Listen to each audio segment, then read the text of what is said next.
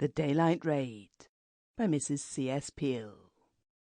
The raid which made the most impression on Londoners was perhaps the Daylight Raid of June the 13th, 1917. A special constable says, "I was returning to Walton Street after inspecting the Albert Hall patrol when I was told by a constable that a warning was out.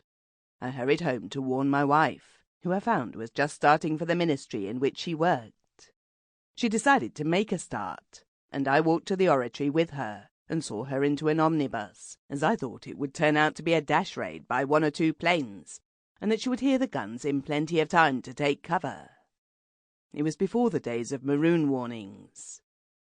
I walked as far as the Yeoman's Row, a turning out of Brompton Road, on my way to Walton Street Police Station, and as I passed the mews I saw a constable and asked if anything was on.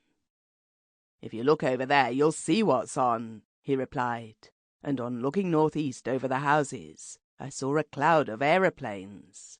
Then the guns began. I walked down Yeoman's Row, ordering the women and children into the houses, but on reaching the yard doors of the police station, I looked round and saw they had all come out again, so I returned to repeat my orders. It was quite useless. Come into the street they would.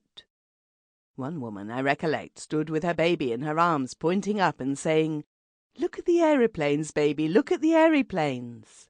So I returned and stood in the yard and watched the aeroplanes myself. There appeared to be about 30 huge black planes, going very slowly, and a number of much smaller planes, flying very much faster. Some of these seemed to drop out of the clouds, evidently firing at the larger planes, which seemed to take no notice, and continued in formation, led by one machine well ahead of the main body. Shells appeared to be bursting all round them, as well as 2 or 3 miles away. The planes, when I first saw them, were, I think, heading directly for South Kensington via Piccadilly Circus. But when I was standing in the yard, they seemed to turn south. I judged them to be over the city, and I put their height at about 5,000 feet. I believe actually it varied from 12,000 to 15,000, my mistake no doubt being due to the fact that they were the first twin-engine bombers I or anyone else had seen, and were twice as large as any one we had used in this country at that time. I was rather alarmed at the idea of 40 or 50 machines heading directly for our part of London, but the sight was so magnificent that I stood in the yard spellbound.